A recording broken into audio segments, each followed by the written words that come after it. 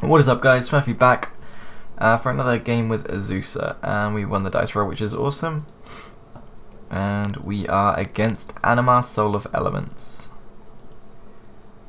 So this hand has got pretty much everything we want, so we're just going to keep, other than a mana accelerant. We're going to turn 3 Azusa, turn 4 Oracle, and then we have like 1, 2, 3, 4 land drops per turn, and we can play them off the top of our deck.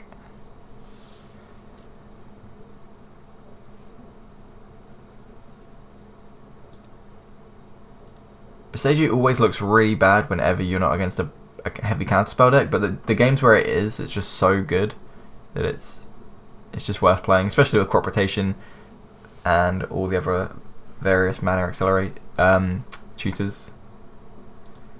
Play Forest and pass. We could have played Beseiju there, so turn 3 we can play Azusa off it, but I don't see any reason to. We can just play it after we played Azusa with our extra land drops. Opponent's probably just going to play Anima here. Yep.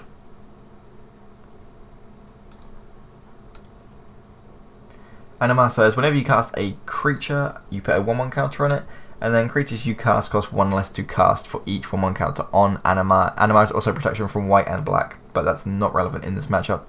Unless we somehow make Merit Lage, which is a black avatar. Alright, so we'll go play Azusa, and we will play Beseiju and a Forest, and pass the turn back. We don't want to use the Windswept Heath because we want to use the shuffle effect with the Oracle to try and change what we draw. So we can, for example, if we're going to draw something we don't want, we can just fetch it away.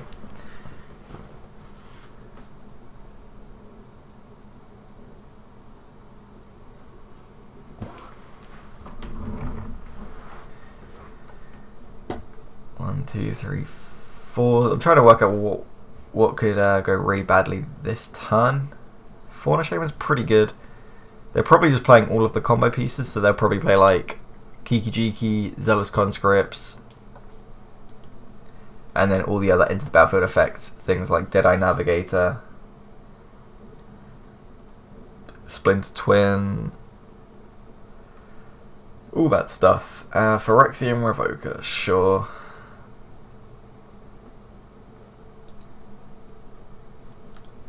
I don't know what they're going to name here. They haven't seen a hand, so not really worried. They're basically just doing this to get the cast trigger on Anima so they can combo off as soon as possible. They can use Fauna Shaman to get a card called Awakening Statue or something. It's from a recent set. It's a 4-mana artifact creature that's like a 3/3, and it says when into battlefield, return a permanent you control to its owner's hand. So you just play it, puts a counter on Anima, you bounce it, and you basically can, when this Anima has 4 counters on, the creature is free. So you play it, bounce itself, play it, bounce itself, and you can keep doing it until Anima's as big as you want it to be, 100 or 1,000 or infinite, basically, and it just one-shot your opponent, and all your creatures are free. And they've chosen Ugin the Spirit Dragon, which is smart. That is pretty much their easiest way to lose, but they don't actually know that we're not playing it. And they're going to attack for 3. Obviously we're just going to take that. And we drew Burial Shaman.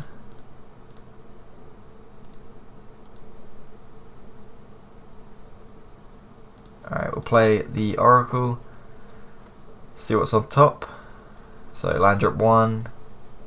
And we hit Ulamog. So now we can play the Windswept Heath and fetch. Get a Forest. And again we hit another creature. Oh, that's unfortunate. But we'll play out our Burial Druid and we'll pass.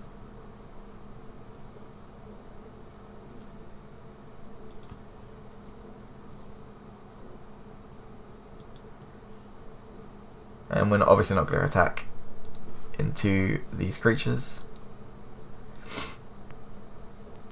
So yeah, I'm pretty sure our opponent's just going to use Fauna Shaman, get a combo piece, and make Anima huge.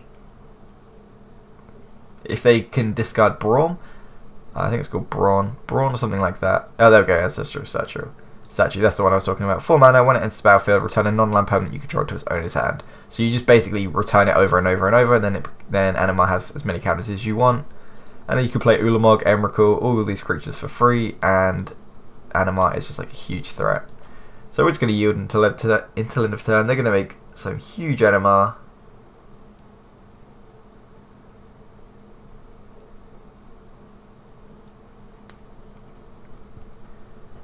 But fortunately, we have a bunch of blockers for now.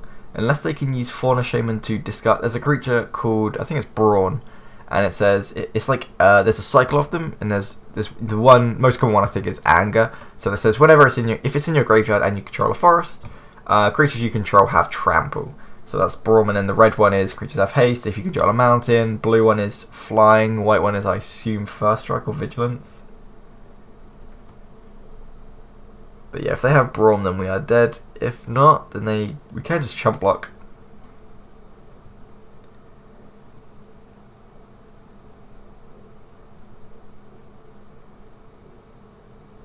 And there is no Emrakul in this EDH. Well, there's not the 15 mana Emrakul, so they can't just go Fauna Shaman, get Emrakul, and play Emrakul for free and take an extra turn. So that's not as bad. They could just get like a huge Eldrazi that exiles permanents, so they could just exile like Azusa and Oracle. They would have 6, 7, 8 mana. Oh, they would have to block, wouldn't we? So we'd have 6 mana to play with. And we probably would... Oh, we could just blake. No, we would probably lose if they do that. It looks like just aggressive combos are just really popular online. So this deck might just not be quick enough compared to other decks. So it's slightly more resilient than a lot of these decks. Like the Animar deck is significantly weaker against counter magic, because if your opponent counters Animar in this deck, the deck is just not a good deck. This is just another EDH deck I have on. I play in real life, and it's great when it combos off, but when it does nothing, it really does nothing. Like the statue on its own, like this Ancestral Statue is just an awful card on its own, and it's just a lot of mana dorks that don't do that much. If your opponent can answer your big threats, then the deck just doesn't do much. At least in the ramp version, or sorry, in just a ramp deck, there's just a lot more things you can be doing.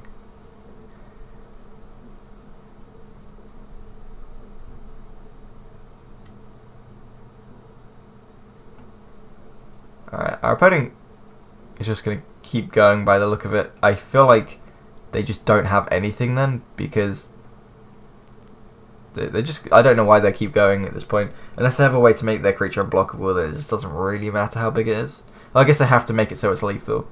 Well, now it is lethal because of commander damage.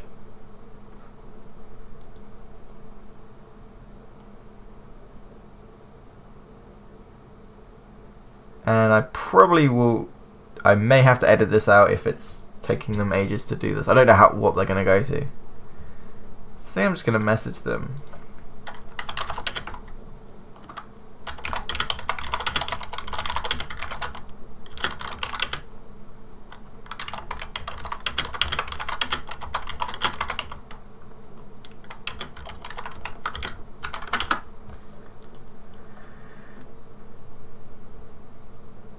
They might just be making it to a 26 and then using Fling or some strange card like that. I really don't know what they're doing at this point. It's a bit annoying that you can't show a Cyclone Modo. They said I will cast Ulamog probably. I don't know why they're still going then. This is lethal. Okay, now they've stopped. It was lethal a long time ago. So now they can cast Ulamog, exile Azusa and Oracle, I expect. Then attack. We have to block with the Druid, and then we just lose. There we go. Yep, they got the new Ulamog, which exiles 2 permanents. Because you still get the cast trigger. The Ulamog just doesn't cost any mana. Should be these 2 targets. That and Burial. Oh, right. So then we have to block with the Azusa. guess it doesn't really make too much difference.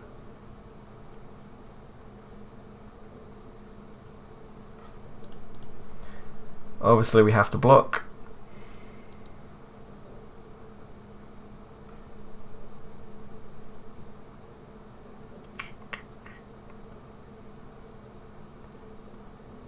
And I think that's pretty much us done.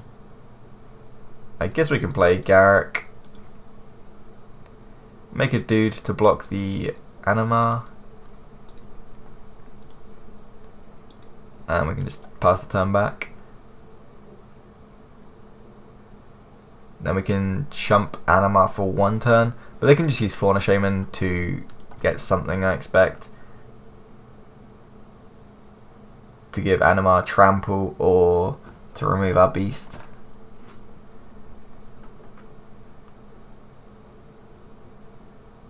Dominate. Yep, that'll do it. They can just make them fight. Alright, looks like our deck is just not as quick as these combo decks. Anyway, thanks for watching. See you in the next round. Peace.